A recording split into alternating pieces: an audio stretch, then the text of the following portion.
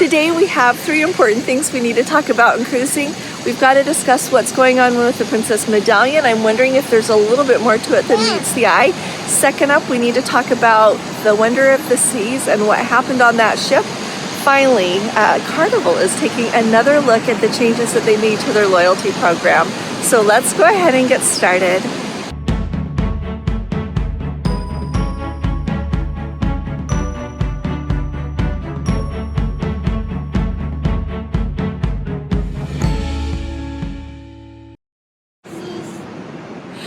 Hi there, this is Allison with Let's Go Travel Tips. If you haven't subscribed to our channel yet, will you please be sure to click on that subscribe button, and if you appreciate my updates, please give this video a thumbs up.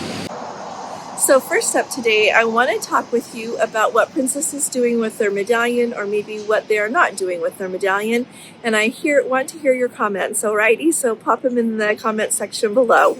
So first off, I don't know how many of you are aware of this, especially if you're new around here, but John Paget, the president of Princess before the current president, is the one who originally came to Princess Cruise Lines with the idea for the medallion.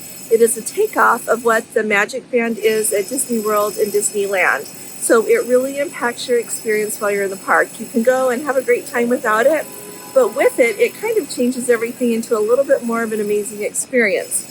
Now, lately, Princess has been making some changes. If you are not aware of this, you can no longer order specialized or individualized, customized, however you want to talk about that, medallion. Now you are going to get a medallion that simply has the Sea Witch on it, as well as the color that is associated with your loyalty with Princess. When we started talking about the medallion, really the biggest thing that they advertised was the ability to order food or drinks or products from the gift shop to you wherever you wanted them delivered on the ship. That is really being pedaled back. We have noticed that they have really cut down on the areas of the ship that they will deliver anything to. I no longer see the option to have things delivered to you from the gift shop, and we have a guest who is on board the Enchanted Princess this week, and I really appreciated him posting in our Facebook group, so come and join us there if you're not there. It's just Let's Go Travel Tips. But he posted the limited hours that they are delivering to places. And so forgive me while I look at my notes here really quick. So from 11 a.m. until 9 p.m., so just a 10-hour, very short window of the day, you can have your food or beverages that you want delivered to you in these locations: the Sky Pool, the Retreat Pool, the Sanctuary, Movies Under the Stars, which kind of puts you in the middle of a movie and then you can't order anything anymore, and the Retreat Pool. That is it. And then the other locations that are not on the upper decks, the lower decks, different hours from 11 a.m. until 11 p.m., so 12 hours, half of your cruise day. You can have your food or beverage delivered to Good Spirits, the Gelateria, the Piazza, Crooners, and the Crown Grill Bar. So that is really contracting the hours that you can have your food or beverages delivered to you. He is really okay. He's just hollering at the birds. A lot of people, the cruise doesn't start until late in the day or the evening for, so those people are not going to be able to take advantage of all of that. I really like to think that it's still 24-hour delivery to your cabin, but I'm going to try it out when we are on the Star Princess in a couple of weeks, and I'm going to let you know what that looks like. I'm going to also let you know what delivery on the Star Princess looks like, and I would really appreciate hearing from anyone else that's cruising on Princess right now, and let me know what the hours that they are publishing for you to have things delivered. This is a huge cutback, and I was trying to think about what it would take to be able to ramp it up and offer what they originally said they were going to do. You know, I kind of think maybe if they could just have 10 more crew members, maybe 10, give it a whirl, and maybe they would be able to make good on what they intended to do with the medallion, because otherwise, all the medallion really does for you is let you pay for something with it and open the cabin door. So that's not such a big step forward. So I am really anxious to see what they do with this in the long run. And I feel like it's really important for you to state your opinion in the comments. So thanks. Next up, I feel like we need to talk about what has just happened on Wonder of the Seas. So Wonder of the Seas set sail from Miami on a 4-day cruise.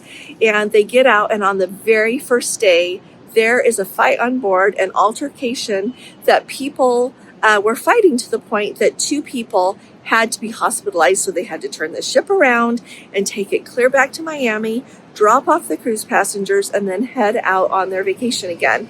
Luckily, the cruise itinerary is not impacted. A lot of times, if you look at the map, those 4-day cruises don't go really very far, and so it's really easy to make up extra time with it. So when I think of these kind of things happening, though, and by the way, the names have not been released, no more details of the situation has been released yet. So I'm going to keep my eye on that and tell you. But the thing that I think is important is apparently people think it's acceptable to go on a cruise ship and fight, and it is not. Clearly, we all know that. And so I feel like they really need to put some new policies in place to help people not want to do this anymore. I think one thing, I know that they usually ban them from sailing on that cruise line again. They should ban them from all cruises. If you want to cruise, you can't go act like that.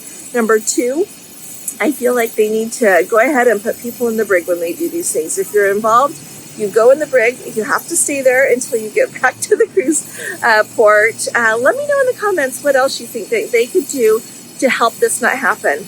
Clearly, a lot of times the 4-day cruises are more of booze cruises, and people forget what they're doing. But let me know what you think in the comments, would you? But I am just blown away that people would behave like this on a cruise ship. The last thing I'm just going to kind of give you a hint about, give you just the headlines, and we'll talk about it more when I've got a little bit more time to sit down and talk with you. But I want you to know this is so exciting. Due to all the pressure that everyone put on Carnival Cruise Line, they are taking another look at those changes that they made to the loyalty program. You might remember that one of the things that they were taking away is people who are diamond were not going to remain diamond. If you didn't do all of the things you need to do to hold that loyalty, you are going to lose it. And they are saying that if you're diamond, you're going to be diamond forever. I think that's a huge step forward. Let me know what you think in the comments. Thanks so much for joining me. I'll be talking to y'all again really soon. You all take really good care. God bless you. Love you. Bye-bye.